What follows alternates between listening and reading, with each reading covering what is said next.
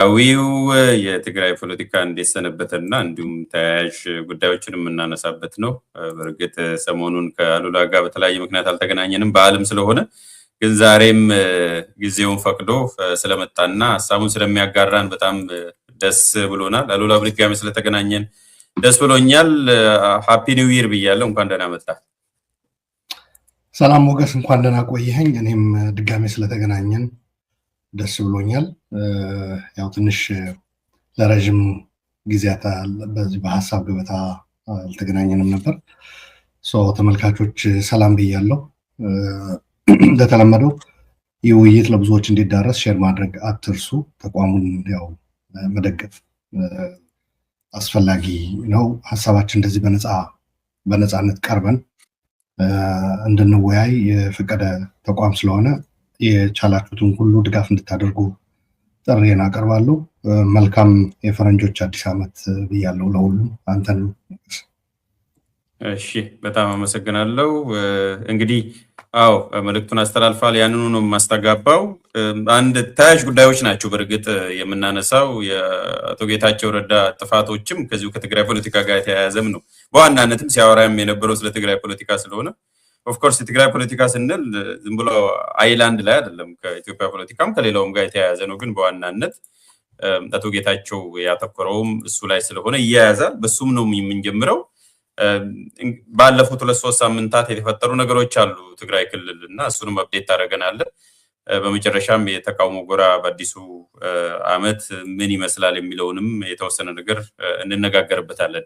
በመጀመሪያ እኔ እንዳውም በአቶ ጌታቸው ረዳ ብንጀምር የተሻለ ይሆናል ብዬ አስባለሁ እና ትንሽ ሴንስ ይሰጣል።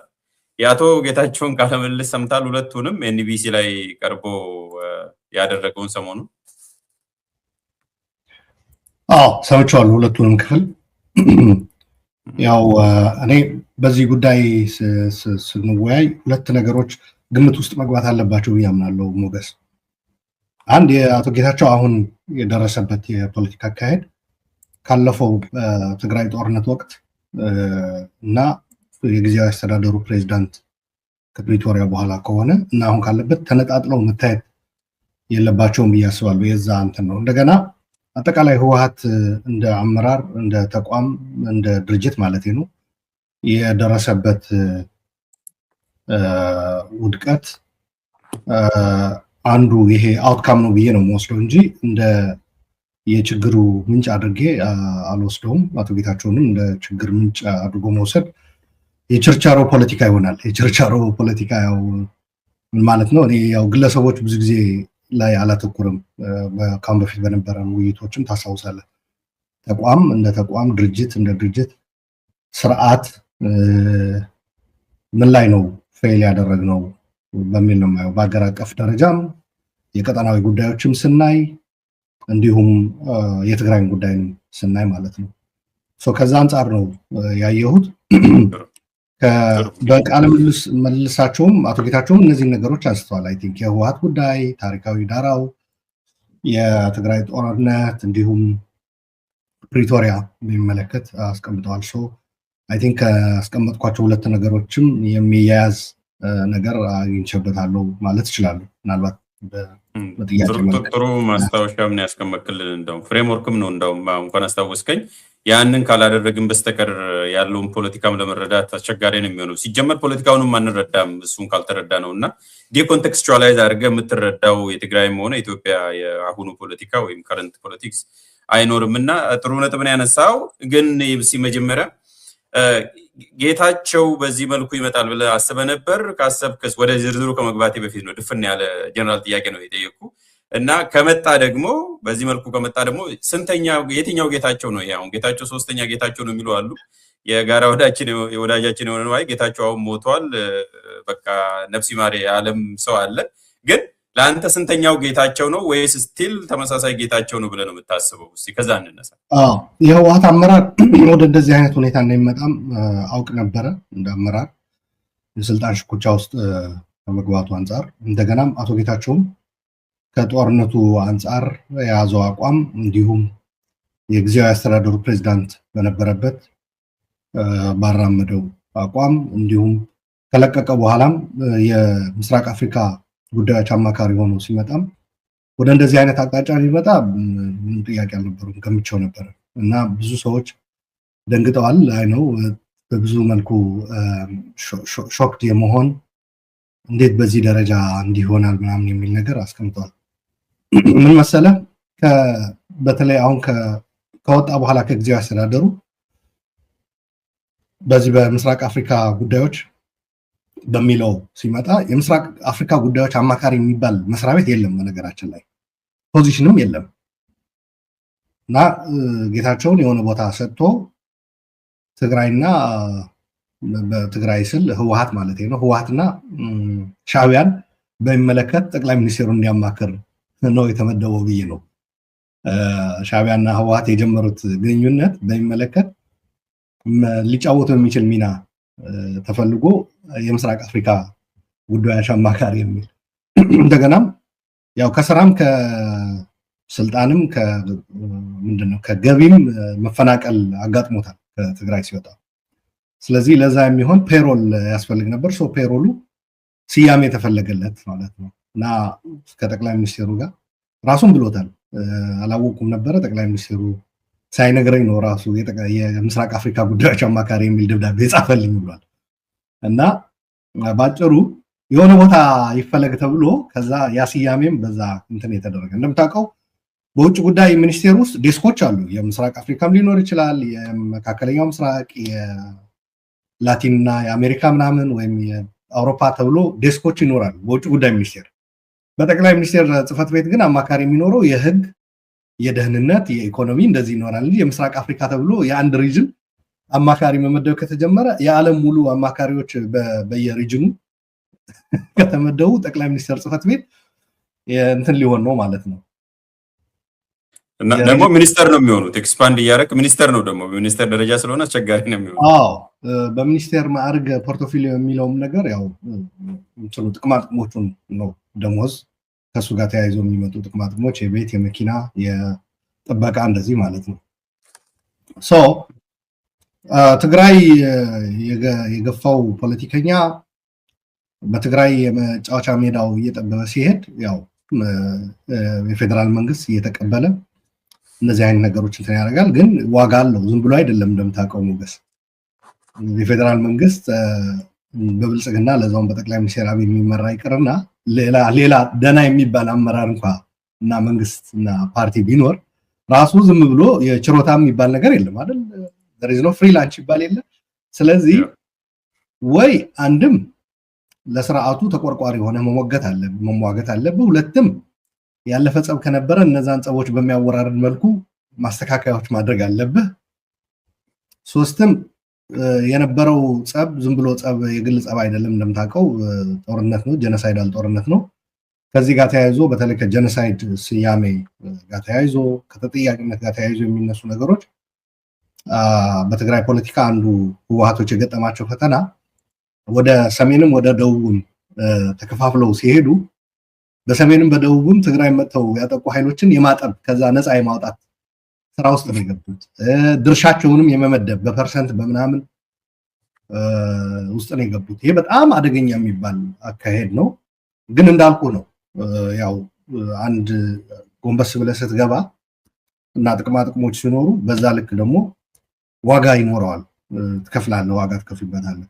በተለይ ደግሞ እንደ ጌታቸው አይነት ደግሞ የልቡን የመሰለውን የመናገር ሚዲያ ሻይ ያልሆነ ሰው፣ ሚዲያ የማይፈራ ሚዲያን የሚጋፈጥ ትልልቅ መድረኮች ላይ ተገኝቶ መከራከር የሚወድ በዛም በጣም ፖፑላር የሆነ ሰው ደግሞ ዝም ብሎም አይደለም፣ በጣም ተቀባይነት ያለው ብዙ ተመልካች ያለው። አሁን አልጀዚራ ባለፈው የማህዲ ሐሰን ፕሮግራም ሄድ ቱ ሄድ አዲስም በቅርብ ጊዜ የተጀመረ ነው። ከዛ በፊት ሌሎች ሾዎች ነበሯቸው። ኤጄ ስትሪም ነበረ፣ አፕፍሮንት የሚባል ሾው አውቃለሁ። ምክንያቱም ፕሮዲሰሩን ስለማውቀው ነው፣ ጓደኛዬ ነው ሲኒየር ፕሮዲሰሩ አልጀዚራ ውስጥ። እና አሁን ሄድ ቱ ሄድ ፕሮግራማቸው ላይ ከፍተኛ ተመልካች ያገኘው ካየኸው 1 ሚሊዮን አልፎ ይሆናል ብዬ አስባለሁ። እርግጠኛ ነኝ። ሳምንቱ ሙሉ ነው ደግሞ ያነጋገረው እራሱ በእንትኑ ብዙም ነው ያነጋገረው። ስለዚህ ጌታቸው እንደዚህ አይነት ነፃነቱን ከኢህአዴግ ዘመን ጀምሮ ነው በነገራችን ላይ ሀሳብ ሲሰጥ ተቃዋሚዎች ሊገዙት የሚችሉ ሐሳብ ይሰጣል። ለምሳሌ በኢህአዴግ ጠላትና ምናምን ተብሎ በሚቀመጠው ፍረጃ ጌታቸው እንትኑን አጥሩን ዘሎ ሄዶ ከተቃዋሚዎች ጋር ይገናኝ ነበር። የድጋፍ ጭብጨባና ንግግር ይልቅ ይመስጠው የነበረ የተቃውሞ ድምጾች ነበር። የተቃውሞ ድምጾችን መስማት ነበር የሚመስጠው። ፐርሰናሊም ስለማቅ ነው ሂዝ ማይ ፍሬንድ። እና ይሄ በብልጽግናና በጠቅላይ ሚኒስትር አብይ ዝም ብሎ የማይሆን ነገር ነው። አብይን በትንሽ ነገር ልታስቆርፋቸው ትችላለህ። ፐርሰናል ሎቶና በመንግስት ደረጃ በግል አኩርፈው ሊዘጉ ሊያናገሩ ምናምን ብዙ እንትኖች አሉ። ብዙ በዚህ ረገድ ብዙ የቆዩ ለምሳሌ ከፕሬዝዳንቷ ጋር ጥቁር ለብሰው ወደ አደባባይ ወጡና እንዴት ጥቁር ለብሳ ትወጣለች በሚል ተኳርፈው ለወራቶች ሳይነጋገሩ በዛም ነው ጉዳዩ ያበቃው። በዛ አለቀ። ፕሬዝዳንቷም ለቀቁ። እንደዚህ አይነት ነገሮች አሉ። ከግል አለባበስ ጭምር ሳይቀር ነው ጸብ እንትን የሚደረገው ማለት ነው። የአለባበስ ምርጫ እንኳን እንዳይኖር ፕሮባብሊ አመጋገብ ሊመጣ ይችላል። ራሱን የተናገረው ባይዘው የተላን መጋገብ ካስታወስን መብል አማርጠህ ልበላ ትችላለህ፣ ግን የመብል ሜኑን የሚመርጥልህ ጠቅላይ ሚኒስትሩ ነው ያለው ንግግር ማለት ነው። የኦህዴድ ከርሳሞች ብሎ ምናምን ማለት ነው በተናገረው ላይ ማለት ነው። it's like some prophecy anyways ያ እንደዛ ነው። ግን አሁን አንድ እዚህ ላይ መምጣት ያለበት እንዳልኩ የትግራይ ጦርነት ምን አመጣ?